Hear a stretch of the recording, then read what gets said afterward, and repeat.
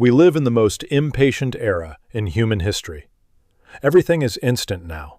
Information, food, entertainment, communication. The gap between wanting something and having it has collapsed to almost nothing.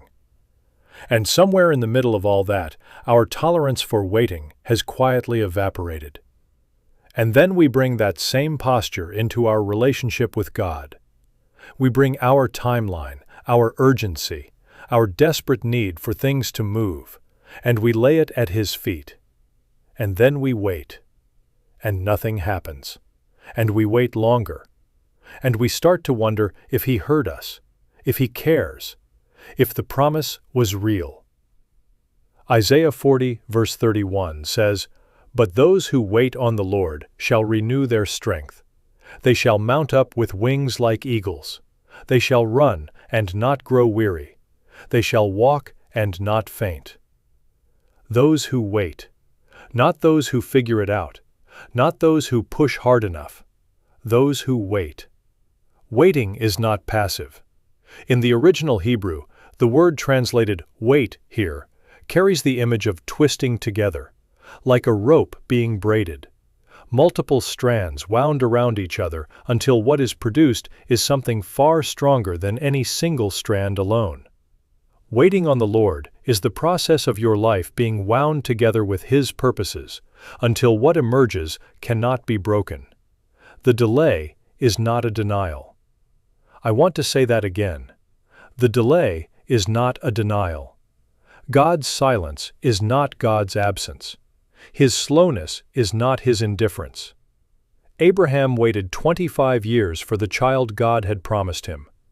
Joseph spent years in a pit and then in a prison before he stepped into the palace. Ruth walked through grief and poverty before she walked into the story that would carry the lineage of Jesus. The waiting in every one of those stories was not wasted time. It was formation time. God is always doing two things at once. He is working on your situation, and He is working on you. And sometimes the work He's doing in you has to be finished before He can open the door in front of you. Because you wouldn't be ready for what's behind it. Not yet. I know waiting is hard.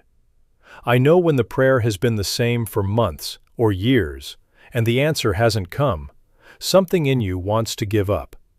Something in you starts building a case for why God has forgotten you. But consider this. The same God who placed the stars in the sky knows your name. The same God who numbered the hairs on your head knows the number of days you've been waiting. He has not lost track of you. He has not moved on to someone else's story. Your waiting is not wasted. And here is the strange, counterintuitive truth about waiting well.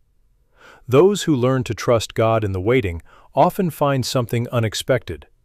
They stop needing the thing they were waiting for in quite the same desperate way. Not because the desire dies, but because in the waiting they found something better. A deeper, truer, unshakable confidence in God Himself. The promise is still coming. Don't give up in the waiting room. Your appointed time is not late. It is not early. It is exactly on time, because the one who said it does not make mistakes. Wait on Him. Your strength is being renewed even now.